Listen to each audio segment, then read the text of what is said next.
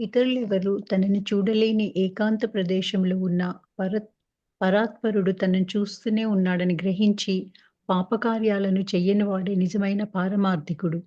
ఎవరు ఒంటరిగా నట్టడవిలో ఇతరుల కంటపడతాననే భయం లేని చోట, యవ్వనాంగిని తన మీద వలుపు చూపించినా భగవంతుడు తనను చూస్తున్నాడనే భయభక్తులతో లోబడకుండా ఉంటాడో, కామ వీక్షణాన్నైనా ఆమె మీద ప్రసరించడో అలాంటి వ్యక్తి నిజమైన పారమార్థికుడు.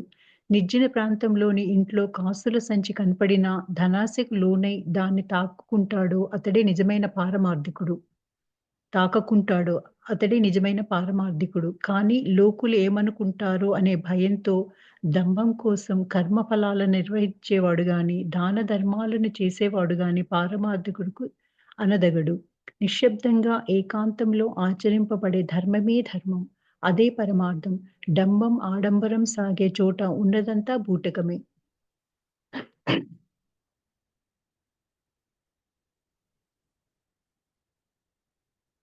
అమ్మ మీది మ్యూట్‌లో ఉందమ్మ ఫోను. సరే. ఇతరులెవ్వరూ తను చూడలేదని ఏకాంత దేశంలో ఉన్న పరాత్పరుడు ఇతరుల కంటపడతాడనే భయమేసి పరాత్పరుడు తన చూస్తూనే ఉన్నాడని గ్రహించి పాపకార్యాలను చేయనివాడు నిజమైనటువంటి సాధకుడు. ఇప్పుడు ఎవరన్నా అనుకుంటారు, ఎవరు చూడలేదే, నేను ఇది చేసి పర్వాలేదు అని అనుకుంటే, ఎవ్వరు ఒంటరిగా నట్టడిలో ఇతర కంటపడకుండా బయలులో చోట యవనాన్ని తన మీద పలుపు చూపించిన భగవంతుడు తను చూస్తూనే ఉన్నాను భయంతో లోబడకుండా ఉంటాడో, కామ విష్ణు మీద ప్రచురించడం అలాంటి వ్యక్తి నిజమైన పాలన. అదే తను ఏం చేసినా భగవంతుడు చూస్తున్నాడని అనుకోవాలి, కానీ ఎవరో నన్ను చూడలేదు అనుకుంటే వాడు సాధకుడు అవనే అవ్వడనమాట. అలాగే భయభక్తులతో లోబడకుండా కామ వీక్షణైన ఆమె మీద ప్రశ్నించడం అలాంటి వ్యక్తి నిజమైన పరమ. నిర్జన ప్రదేశాల్లో ఇంట్లో కాసుల నుంచి కనబడిన దాసులోనే దాన్ని తాక్కుంటాడో అతడే నిజమైన పారమార్థం. కానీ లోకులు ఏమనుకుంటారనే భయంతో దమ్మం కోసం కర్మకలాపం చేస్తాడు. అది ఇక్కడ ఏంటంటే ఉద్దేశం, మనం ఏ పని చేసినా కూడా భగవంతుడు చూస్తున్నాడు అని అనుకోవాలి. భగవంతుడు చూడట్లేదు అనుకుని మనం చేసామంటే వాడు పారమార్థికుడు కాదు, అంటే ధర్మవర్త కాదు, అది సాధకుడు కాదు. సాధకుడైన వాడు ఎప్పుడు కూడా ఏ పని చేస్తున్నాను భగవంతుడు చేస్తున్నాడు, భగవంతుడు నాలో ఉన్నాడు అనుకుని చేసేవాడు. ఇది భగవంతుడు చూడట్లేదు అనుకుంటే ఆడు అజ్ఞాని. ప్రతి విషయం భగవంతుడు చూస్తాడు, మనం చూడకుండా ఉన్నాడు ప్రతి విషయం. ఎందుకంటే మనం భగవంతుడి దగ్గరే ఉన్నాం, అన్నీ చూస్తాడు. మనం ఏం తెలియదు అనుకుంటాం, మనం లోపల ఉన్నటువంటి మన మాట, మన ఆలోచన అన్నీ భగవంతుడికి తెలుసు. ఆడు చూడట్లేదులే, మనం ఈ పని చేయొచ్చు అని అనుకుంటే అది మన పొరపాటు, అది మన అజ్ఞానం అని చెప్తున్నారు ఇక్కడ. ఇతరులతో సాధకుల బాంధవ్యం. పారమార్థికులైన వారు సమస్త సంఘాచారాలకు అతీతమైన జాతిలోని వారు. అదే వారి స్వకీయ జాతి. నిత్యం తన భర్తతో జరిపే సంభాషణల ముచ్చటులను స్త్రీ వెల్లడించడానికి సిగ్గుపడుతుంది. వాటిని ఆమె ఎవరికీ తెలియచేయాలని అనుకోదు. కర్మచాలకు అవి బయటపడితే ఎంతో ఆవేదన పడుతుంది. అయినా తన ప్రాణసఖితో మాత్రం దాపరికం ఎంతమాత్రం లేకుండా సమస్తాన్ని చెప్పేస్తుంది. చెప్పడానికి ఆరాటపడుతుంది. ప్రాణసఖికి తెలుపటం ఆమెకు ఆనందదాయకం. అలాగే భగవద్భక్తుడు దైవ సన్నిధిని తాను అనుభవించిన బ్రహ్మానందాన్ని గురించి నిజమైన భక్తుడు తప్ప మరెవరికీ తెలుపటానికి ఇష్టపడడు. అంతేకాక అలాంటి భక్తుడికి తన అనుభవాలను తెలపడానికి ఆరాటపడతాడు. అలా తెలిపినప్పుడు బ్రహ్మానందాన్ని పొందుతాడు. ఇది చాలా గొప్ప విషయం. అది నిత్యం మన భర్తతోటి అన్ని విషయాలు చెప్తాం. భర్తతో భార్య అన్ని విషయాలు చెప్తుంది, కానీ సిగ్గు లేకుండా కూడా చెప్తుంది అన్ని తెలియని విషయాలు కూడా. కానీ అది బయటపడింది అనుకో చాలా భయపడిపోతుంది. అయ్యో తెలిసిపోయింది, ఎలా తెలిసిపోయింది అని అని భయపడిపోతుంది. అలాగే అంట మనం కూడా చాలా భగవద్భక్తితోటి భగవ సన్నిధానంలో కూర్చుని ఎంతో ఆత్మ. ఇప్పుడు చూడండి, మణి చెప్పింది నాకు ఇట్లా జరిగింది, వాళ్ళ బర్త్డే రోజున నాకు ఇలా జరిగింది అని చెప్పింది. ఆ జరిగింది సంతోషంతో మనకు చెప్తే మనం కూడా సంతోషపడతాం కదా, ఇలాంటి జరిగింది నాకు కూడా జరుగుతుంది కదా అని మనమందరం సంతోషాన్ని అలా పంచుకుంటాం అన్నమాట. ఎందుకంటే సంతోషం పంచుకుంటే వాడికి ఇంకా డబల్ సంతోషం అయిపోతుంది అన్నమాట. బ్రహ్మానందాన్ని పొందినప్పుడే అలా సంతోషాన్ని, నాకు ఇలా జరిగింది నాకు ఇలా జరిగిందని అది ఉప్పొంగిపోయి ఆ లోపల నుంచి బయటకు వచ్చేస్తుంది అన్నమాట. అలాంటి ఆనందంతో బయటకు వస్తుంది అన్నమాట. ఆనందాన్ని పంచుకుంటానికి బ్రహ్మానందం అని అంటారు దాన్ని. అలాంటి ఆనందాన్ని మనం అందరం పంచుకుందాం. ఆలమందలోకి అన్య జంతువు ఏదైనా చొరబడితే గోవులన్నీ కలిసి దాన్ని కుమ్మి తరిమి వేస్తాయి. కానీ మరొక గోవు ప్రవేశించిందా, గోవులన్నీ దాని పట్ల స్నేహం చూపి ఒకదానికొకటి నాకుకుంటాయి. అలాగే భక్తుడు మరో భక్తుడిని కలుసుకున్నప్పుడు ఇద్దరూ మహదానందాన్ని పొంది ఎడబాటు కూర్చుకోలేరు. కానీ నాస్తికుడు తమ సంఘంలోకి వచ్చాడా పని కట్టుకుని అతగాడిని సాగనంపుతారు. అండి. ఆనందంలో ఇంకా చాలా ఆవులు ఉంటాయి అనుకోండి. వేరే జంతువు వచ్చిందనుకో ఊరుకోవట. కానీ గోవులు ఉన్నప్పుడు ఆ గోవు ఇంకో గోవు వచ్చిందనుకోండి వాడిని నాకి స్నేహం చేసుకుంటాయట. అట్లాగే భక్తులు కూడా కలుసుకున్నప్పుడు ఒకరికొకరు బాగా ఆనందంగా ఉంటారు. కానీ ఆ భక్తుల్లో బ్రహ్మానంద పొందే భక్తులకి అజ్ఞానుడు వస్తే మాత్రం ఆ నిలవలేడు అక్కడ, వెళ్ళిపోతాడు, సగనంపేస్తారు కడుగులు కూడా. భగవద్భక్తుడు ఏకాంతవాసం అంటే ఎందుకు ఇష్టపడు? బంగు తాగేవాడు, తోడివారు లేకుండా ఆనందించలేడు. భక్తుడు భగవత్ సాంగత్యానికి వెలిగా ఎక్కడో భగవానుడు పావన నామ సంకీర్తన చేసి ఆనందించలేడు. అదే భక్తుడైన వాడు ఎప్పుడు ఒక్కడే ఉంటాడు. ఈ మరి బంగు తాగేవాడికి మనిషి కావాలి, అవి వాడు ఉండాలి, రారా మనం తాగుదాం అంటాడు. కానీ భగవద్భక్తులకి అక్కర్లేదు, ఎవ్వరు అక్కర్లే, ఏకాంతంగా ఎంతో ఆనందాన్ని పొందుతాడు అనమాట. అందుకని అందుకే ఇప్పుడు భగవత్ సాంగత్యానికి వీలుగా ఎవ్వరు ఎక్కడో భగవాన్ సంకీర్తన చూసుకుంటూ పాటలు పాడుకుంటూ ఆనందంగా ఒక్కడే జీవిస్తాడు. సంసారికుడైన సాధకుడు ఆదర్శాలు తాంత్రికుడు అమృతుడి ఆత్మ సాయంతో దేవతను ఆవాహన చేసే సమయంలో తాజా శవం మీద కూర్చొని దాపులో అన్నాన్ని కళ్ళును ఉంచుకుంటాడు. ఆవాహన సమయంలో ఆ కళేబరం తాత్కాలికంగా ప్రాణవంతమై ఎప్పుడైనా నోరు తెరిస్తే నిర్భీతుడైన ఆ సాధకుడు పీనుగును ఆవహించిన భూతాన్ని తృప్తిపరచడానికే కళ్ళును దాని నోట్లో పోసి అన్నాన్ని కూరుతాడు. అతగాడు అలా చెయ్యని పక్షంలో ఆ భూతం అతడి ఆవాహనాన్ని భంగపరుస్తుంది. అందుచేత దేవత ప్రత్యక్షం కాదు. అలాగే ఈ సంసారమే శవం యొక్క హృదయంలో నివసిస్తూ బ్రహ్మానందాన్ని పొందగోరితే ఐహిక విషయాల గందరగోళాన్ని అణచడానికి ఆవశ్యకమైన వస్తువులను ముందుగా సముపార్జించుకో. లేకుంటే సంసార తాపత్రయం నీ భక్తి సాధనలకు అడ్డు తగిలి నిన్ను వేధిస్తుంది. సంసారికుడు అంటే సాధకుడు ఆదర్శం. అంటే సంసారంలో ఉంటూ సాధన చేసేటువంటి సాధకుడు అన్నమాట ఈయన. అంటే ఎట్లా ఉంటుందంటే ఆత్మసమయంలో దేవతను ఆవాహన చేసే సమయంలో తాజా తాజా శవం మీద కూర్చుని శవంలో అన్నాన్ని కలుస్తూ అన్నాన్ని కళ్ళును ఉంచుకుంటాడు. అన్నాన్ని కళ్ళును ఉంచుకుంటాడు, దందాపులు ఉంచుకుంటాడు. అయితే ఆవాహన మన సమయంలో ఆవాహన సమయంలో ఆ కళీవరం తాత్కాలికంగా ప్రాణవంతం ఎప్పుడైనా సరే నోరు తెరిస్తే నిర్భీతులైన ఆ సాధకుడు పీనుగును ఆవహించి భూతాన్ని తృప్తిపరచడానికి చూస్తాడు. దాని నోట్లో పోసి అన్నాన్ని కొడతాడు. అతగాడు అలా చేయని పక్షంలో ఆ భూతం అతడు ఆహ్వానాన్ని భంగపరుస్తుందట.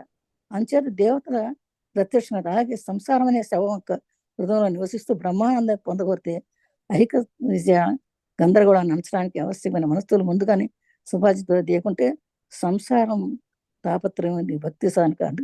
అబ్బో, ఇది చాలా కష్టమైనటువంటి విషయం ఇది. తాంత్రికుడికి సంసారికుడికి ఎలా ఉంటుందో అని చెప్తున్నాడు అనమాట.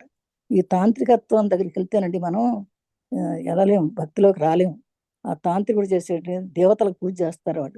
వాళ్ళు దేవతలను ఆహ్వానం చేస్తారు, దేవతలు కాదు దయ్యాలను కూడా ఆహ్వానం చేస్తారు. వాళ్ళు ఆవాహన చేసి పెనుగుల్ని పిలుస్తారట. వాళ్ళని పిలిచి వాళ్ళ ఆహ్వానం చేస్తారు. భూతభేతాలను ఆహ్వానించే వాళ్ళు వేరుగా ఉంటారు. వాళ్ళందరూ కూడా వాళ్ళ ఆదర్శాలు వేరుగా ఉంటాయి. అలాంటి వాళ్ళకి ఈ భక్తి సాధనకు అడ్డు తగ్గుతుంది, భక్తిలోకి రాలేరు వాళ్ళు. నేను ఒకరిని చూశానండి, ఒక రాత్రి పూట చేస్తారు వాళ్ళు.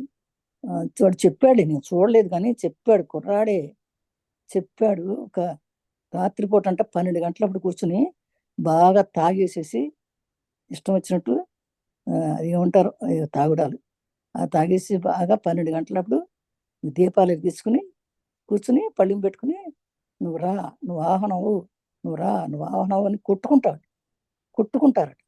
బాగా ఒక తాడు పెట్టి కొట్టుకుంటారట. ఆ కొట్టుకుంటే అవన్నీ వచ్చేస్తాయట, దేవతలన్నీ వచ్చేసి పళ్ళెంలో కూర్చుంటాయట.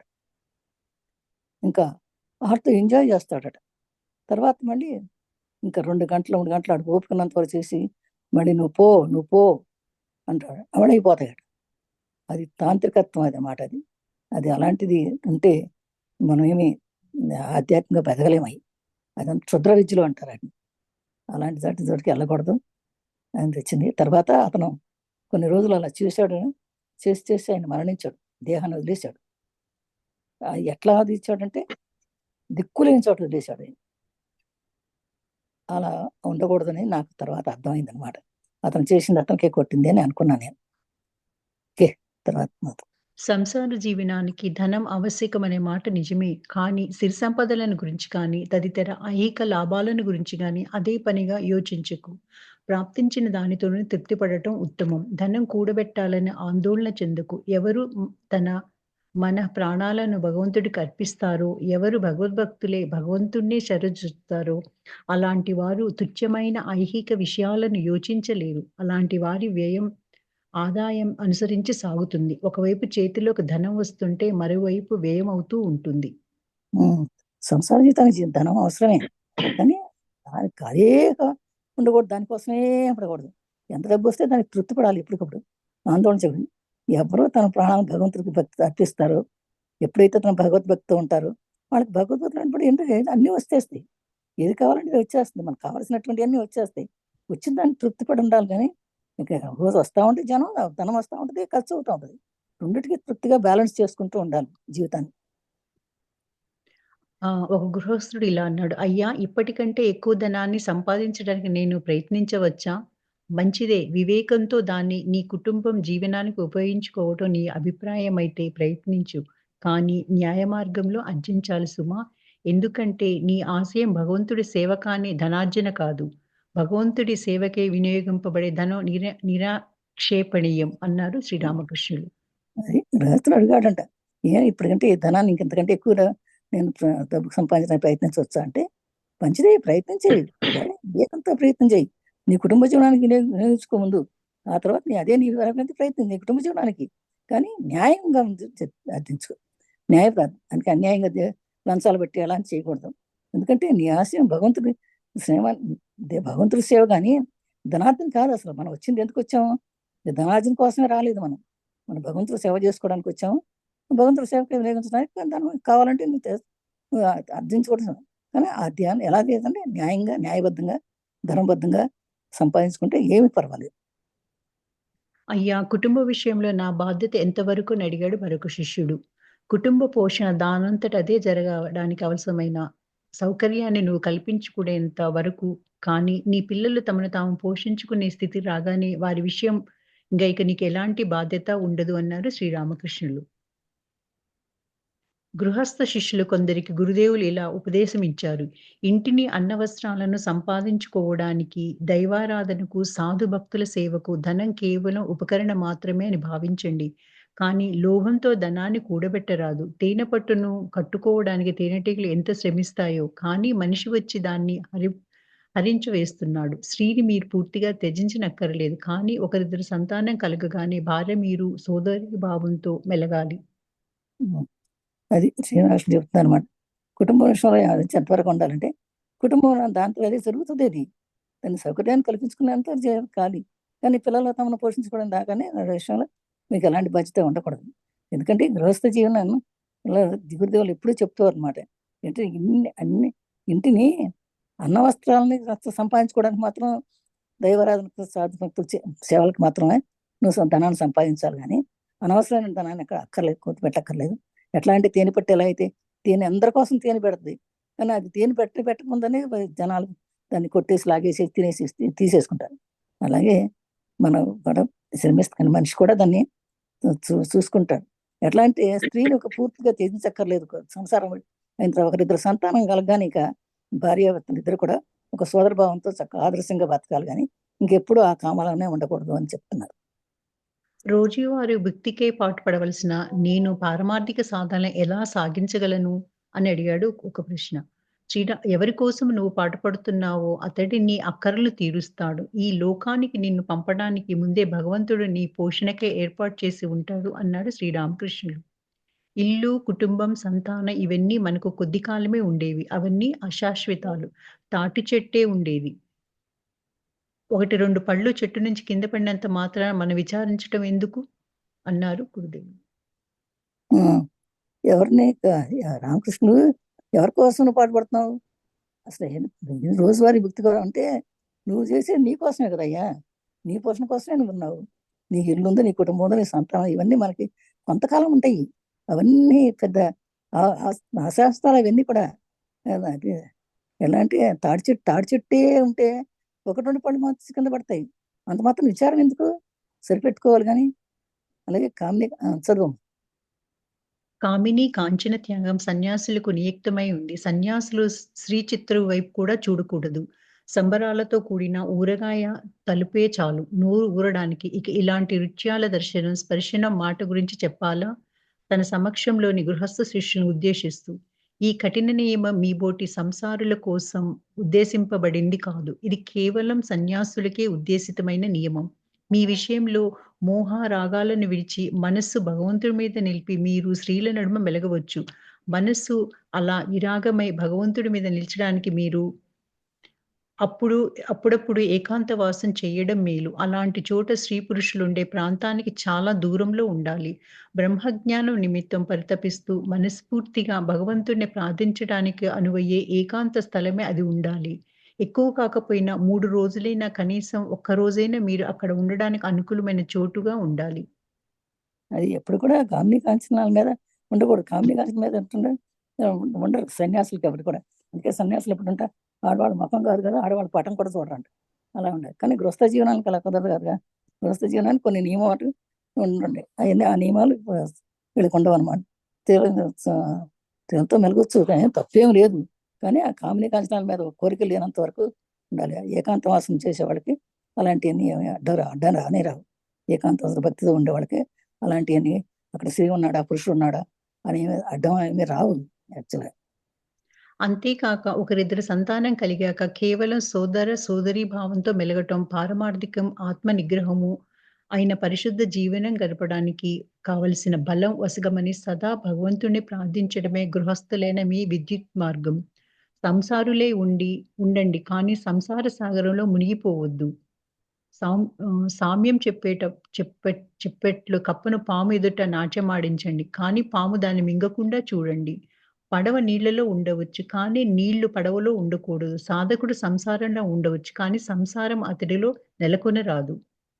అదే ఒక కొంతమంది గృహస్థుడు సంతానం కలిగినాక కొంచెం సోదర భావంతో ఉండి పరిశుద్ధమైనటువంటి జీవితం గడపడమే భగవంతుడు మనకి ఇచ్చినటువంటి విద్యుత్ ధర్మం గృహస్థులకి. అలాగే సంసారంలో ఉండండి, సంసారంలో సాగరంలో పోవద్దు అంటున్నాడు. సంసారంలో ఉండొచ్చు, కానీ సంసారం సాగరంలో పోవద్దు అని చెప్పి కప్పన పాముని ఎట్టా పట్టుకుంటుందో అలా ఉండకూడదు. పాము దాన్ని మింగకుండా చూడాలంట. అట్లాగే పడవలో నీళ్లు ఉంటే నీళ్లు పడవలో ఉండకూడదు. పడవలో నీళ్ళల్లో పడవ ఉంటుంది, కానీ పడవలో నీళ్లు ఉంటే కుదరదు. సో అట్లాగే సాధకుడు సంసారంలో ఉండొచ్చు, కానీ ఆ సంసారంలో అతను ఇక పట్టి కొట్టుకోకూడదు అనమాట. ఇదే నువ్వు సంసారం గృహ అనుకుంటా. నువ్వు గృహస్థుడివైనా ఉన్నా మరేం భయం లేదు. నీ మనస్సును మాత్రం భగవంతుడి మీద నిలుపు చాలు. ఒక చేత్తో నీ గృహస్థ ధర్మాలను నిర్వర్తిస్తూ, రెండో చేత్తో పరమేశ్వరుడు పాదార విందాలను పట్టుకో. గృహకృత్యాలు నీకు లేకున్నప్పుడు 2 చేతులతోనూ ఆయన పాదపద్మాలను పుచ్చుకొని నీ హృదయానికి ఆలదుకో. సంసారంలో ఉంటూ దాని పట్ల రాగం లేని వాడి స్థితి ఎలాంటిది?